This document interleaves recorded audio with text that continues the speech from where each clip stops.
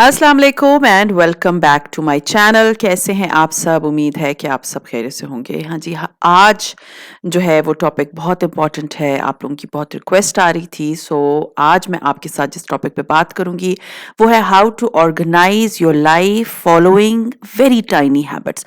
छोटी छोटी हैबिट्स मैं आज आपके साथ शेयर करूंगी जिसको फॉलो करने के बाद आप अपनी जिंदगी को बहुत ऑर्गेनाइज बना सकते हैं। And that is for people who wants to be organised, जो चाहते हैं उनका घर ऑर्गेनाइज्ड हो, उनकी जिंदगी ऑर्गेनाइज्ड हो और वो लोगों में अच्छे वर्ड्स में याद किए जाएं। So let's get started. सबसे पहले जो आता है वो वेरी टाइनी हैबिट है, set a weekly goal.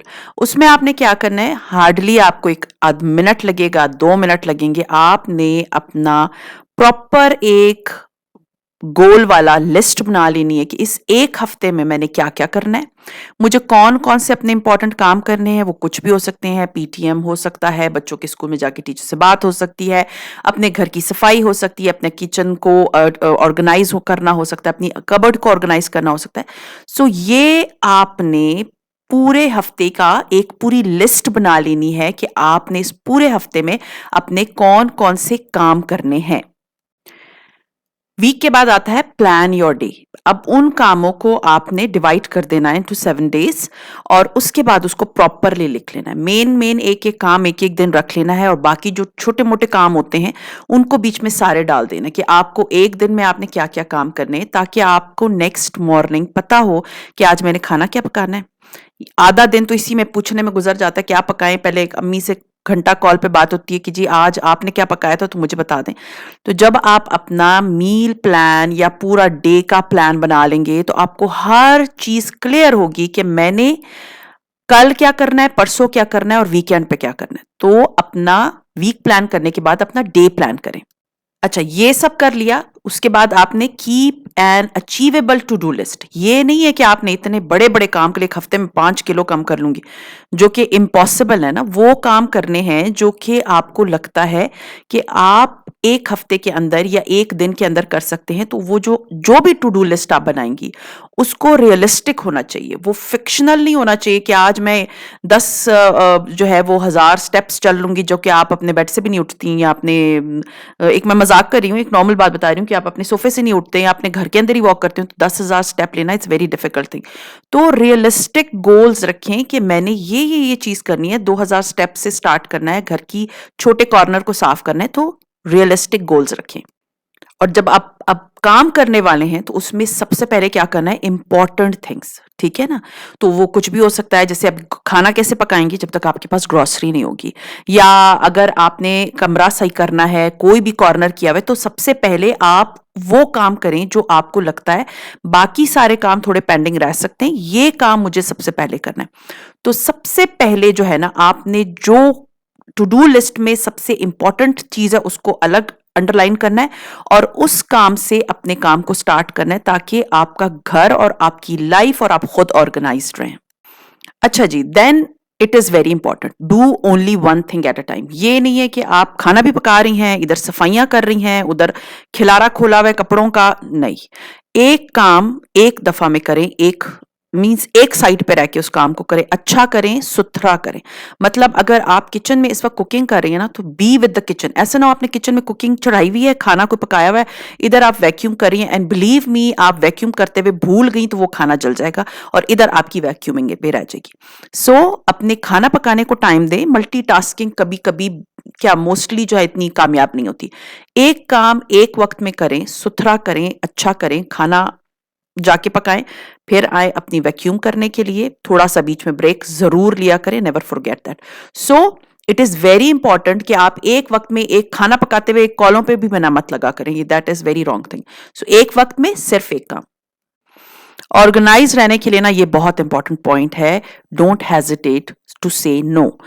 No बोलना सीखें, ये मैंने आप लोग को कितनी दफा बताया, इस पे मैंने पूरा एक व्लॉग बनाया, अगर आपने नहीं देखा मैं नीचे डाल दूंगी डिस्क्रिप्शन बॉक्स में। तो नो बोलना सीखें, आपकी जिंदगी बहुत आसान हो जाएगी। वो कहीं पर भी हो सकता है, वो आपके घर में होगा, आपके वर्क प्लेस पे होगा, आपकी फ्रेंड्स के साथ होगा, आपको उस चीज की जरूरत है, कोई मांग रहा है, आप उसको नो नहीं कर सकती और फिर सफर कर रही है, फिर कोड़ नहीं है, तो बेहतर है कि नो बोलना सीखें, ताकि दूसरे को भी उसकी बाउंड्रीज का पता हो, ठीक है। तो जिंदगी में नो बोलना बहुत इंपॉर्टेंट है। This is my favourite, start journaling.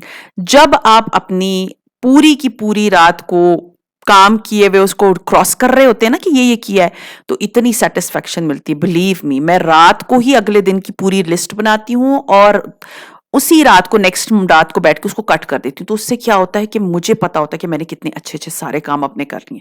तो जर्नल स्टार्ट करें, believe me you will be successful. आप अगर अपनी जिंदगी में सक्सेस चाहती हैं तो अपनी जर्नलिंग स्टार्ट करें। Next is keep your spaces tidy, don't leave anything Messi.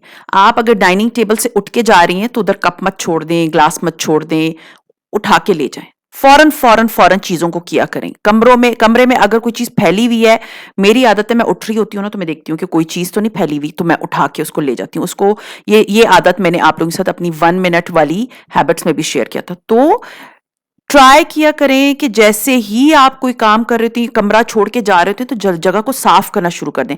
ना कि कप्स भी वहीं पड़े हुए हैं डाइनिंग टेबल पे भी और कमरे के बीच में भी। तो ट्राई किया करें कि कमरे को साफ सुथरा रखा करें। Organise your phone slash computer. हम इतने ढेर सारे स्क्रीनशॉट्स लेके संभाल के रखे होते हैं, हजारों हजारों स्क्रीनशॉट्स होते हैं हमारे पास कि कभी काम आ जाएंगे, वो कभी काम नहीं आते। अपने फोन को हफ्ते में एक दफा डिक्लटर किया करें, जैसे घर को करते हैं इसी तरह अपने फोन और कंप्यूटर को भी करें कि जितनी ज्यादा स्पेस आपकी फालतू तस्वीरों ने, स्क्रीनशॉट्स ने या एप्स ने ली हुई है, उसको निकाल बाहर करें, उनको डिलीट करें, अनइंस्टॉल करें और फारिग करें अपने फोन को, ताकि आपका फोन जो है ना और आपका कंप्यूटर अच्छे से काम करे। तो इसका भी डिक्लटर करना बहुत जरूरी होता है, हफ्ते में एक दफा। It's a very good habit कि आप पैसे सेव करें। जब आप देखें कि मेरे पास ये चीज पड़ी हुई है और मुझे इसकी जरूरत नहीं है, तो दूसरी मत मंगवाएं। हाँ, बहुत जरूरी नहीं हो, जब टूट गया हो, खराब हो गया हो, तभी नई चीज मंगवाया करें। अपने पैसे जितने आप सेव करेंगे, believe me you will be a strong person.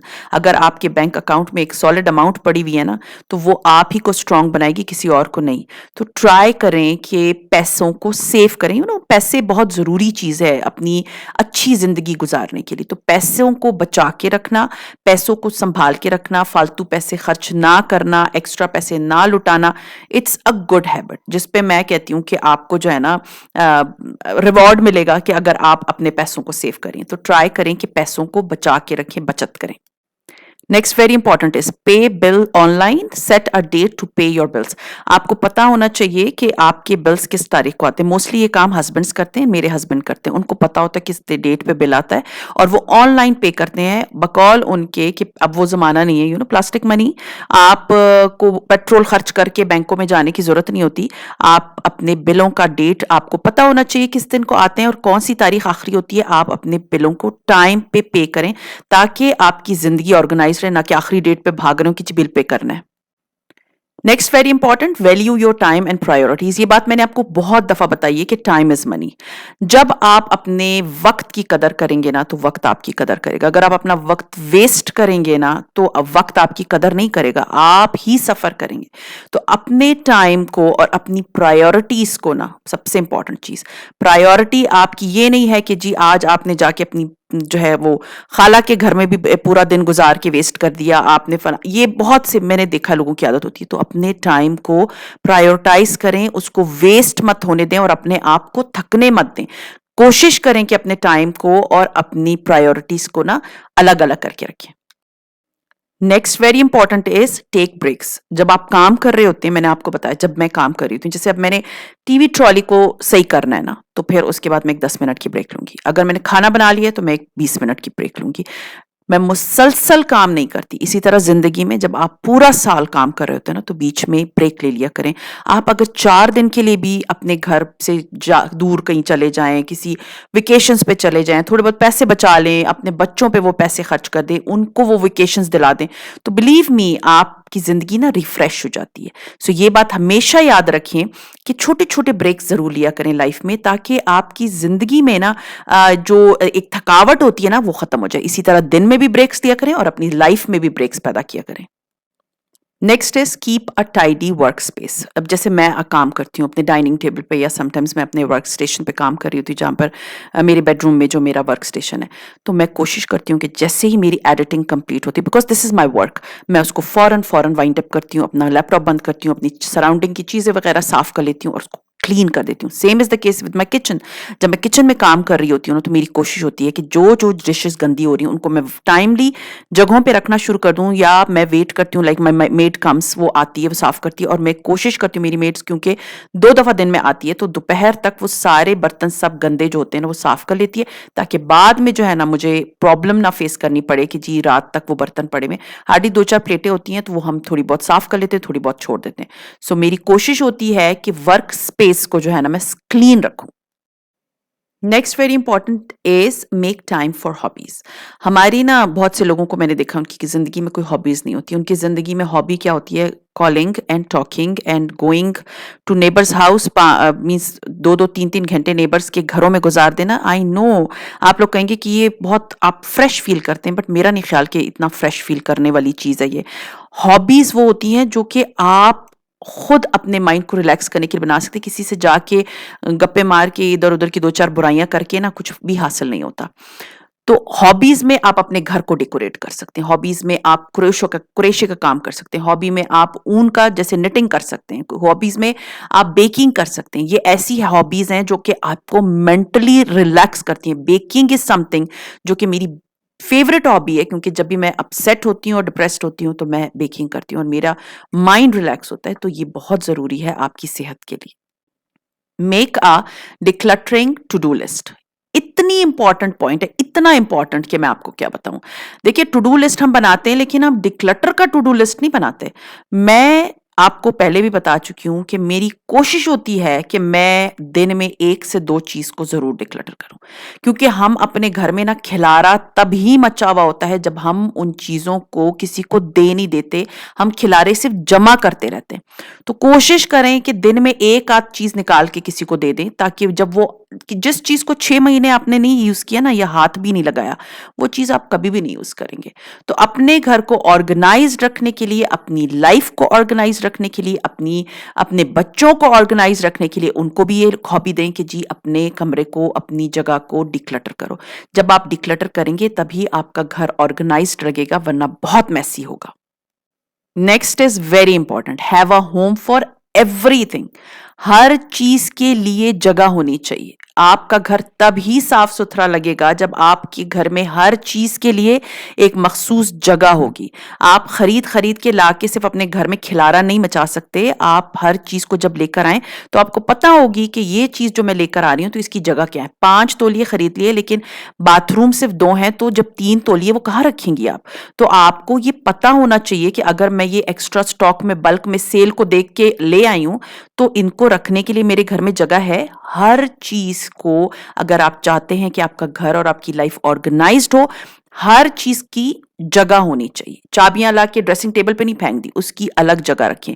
Toys की अलग जगह रखें। घर की हर चीज की जगह होनी चाहिए, ये आपको पता होना चाहिए। Next is make use of organising baskets और स्टोरेज कंटेनर्स। ठीक है, जब आप अपने घर को ऑर्गेनाइज कर रहे होते हैं ना, तो आपके पास टोकरियां और ऑर्गेनाइजर्स और कंटेनर्स होना बहुत जरूरी है।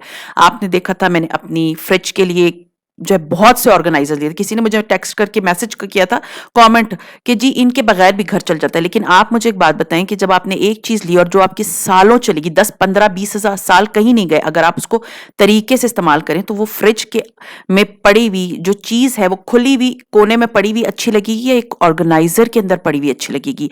बटर का कंटेनर लिया है तो वो बटर कंटेनर में अच्छा लगेगा या उसके रैपर खुले हुए यहाँ फ्रिज में अच्छे लगेंगे?